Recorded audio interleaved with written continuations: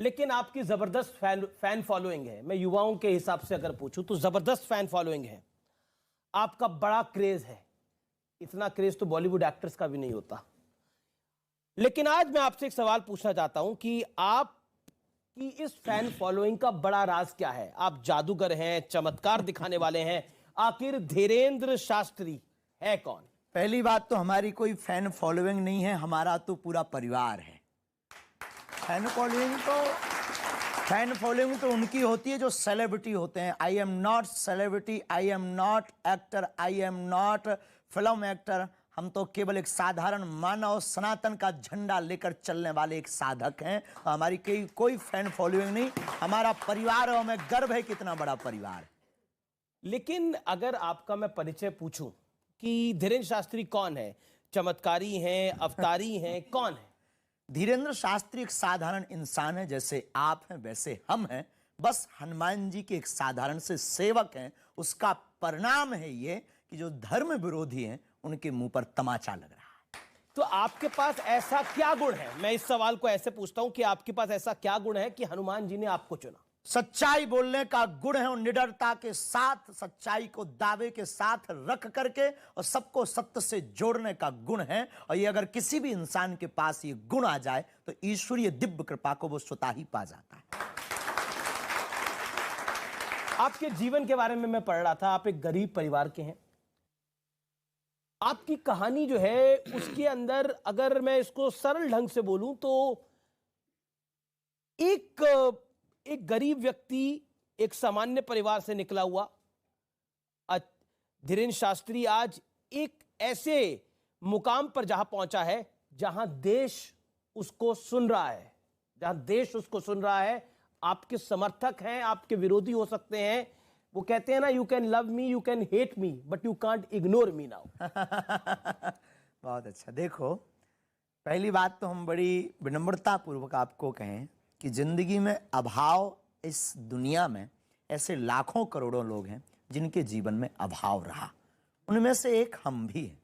हम अपने आप को कोई स्पेशल नहीं मानते हैं, हम अपने आप को कोई बहुत गुणज्ञ नहीं मानते हैं। हम एक साधारण इंसान हैं। हमारे जीवन में जो विचित्र स्थितियां हुई हैं, हो रही हैं, बस हम ये नहीं चाहते कि अब कोई भी सनातनी जैसे हमने दुख पाया है वो ना पावे। हम चाहते हैं कि जैसे हमने अपने जीवन में संकट झेले हैं, अभाव झेला है, तो अब कोई और ना झेले। इसलिए हम प्रत्येक व्यक्ति को हनुमान जी से जोड़ना चाहते हैं, क्योंकि इस दुनिया में सबसे बड़ा धनवान वही है जिसके जीवन में हनुमान है। सबसे बड़ा धनवान जिसके जीवन में हनुमान। लेकिन हर व्यक्ति के जीवन में उसकी मां का बहुत अहम रोल होता है। तो मां की याद कितनी आती है, कितनी मुलाकात करते हैं, और युवा पीढ़ी को क्या कहना चाहते हैं? उसी गांव में रहते हैं, बागेश्वर धाम भी उसी गांव में है जहां हमारा जन्म हुआ। हमारा सौभाग्य है कि हमें माता पिता साक्षात ईश्वर रूप में प्राप्त हुए। और प्रत्येक व्यक्ति को माता पिता और गुरु यही त्रिदेव का दर्शन है।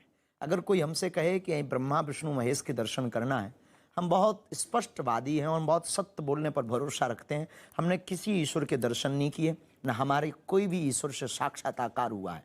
अंतर्मन के साक्षात्कार को प्रस्तुत नहीं किया जा सकता है, पर वाहिक साक्षात्कार हमने किसी भी ईश्वर का नहीं किया। लेकिन अगर आप लोग हमसे पूछो कि त्रिदेव के बारे में आपका क्या कहना है, ब्रह्मा विष्णु और महेश के बारे में आपका क्या कहना है, तो हम यही कहेंगे, ब्रह्मा है माँ, पालना का काम पिता करते हैं तो वो है विष्णु, और सुधार का काम गुरु करते हैं तो वो है महेश। शंकर, ब्रह्मा, विष्णु, इन तीनों का दर्शन हम माता पिता गुरु में ही करते हैं। तो आप कह रहे हैं जो युवा पीढ़ी